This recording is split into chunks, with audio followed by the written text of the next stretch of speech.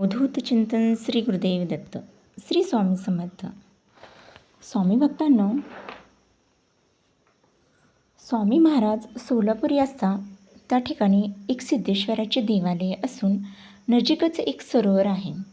उन्हाळा पुष्कळ झाल्यामुळे एके वर्षी त्या सरोवरात पाणी मुळीच नव्हतं. त्यावर्षी लोकांना 2 कोसांवरनं पाणी आणावे लागत असे. जिकडे तिकडे हाहाकार उडाला होता. एके दिवशी समर्थांची स्वारी फिरत फिरत सिद्धेश्वराच्या मंदिरात आली. लोकांनी श्रींची प्रार्थना केली की महाराज, पाण्यामुळे आमचे प्राण अगदी कासावीस झाले आहे. पाणी पिण्यासुद्धा मिळण्याची पंचायत झाली. तरी श्रींनी कृपा करून आमचे प्राण वाचवावे, अशी महाराजांची करुणा भागू लागली. महाराज म्हणाले, गांडी तोंडाने पाणी प्या. असे म्हणून सरोवराच्या काठी जाऊन एक घटकापर्यंत त्यांनी लघवी केली. लघवी करून महाराज वर उठताच तोच आकाशात आभाळे दिसू लागली. मेघगर्जना होऊ लागले.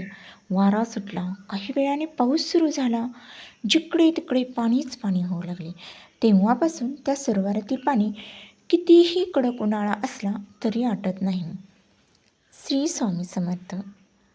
माहिती आवडल्यास नक्की शेअर आणि सबस्क्राईब करायला विसरू नका. श्री स्वामी समर्थ. जय जय स्वामी समर्थ.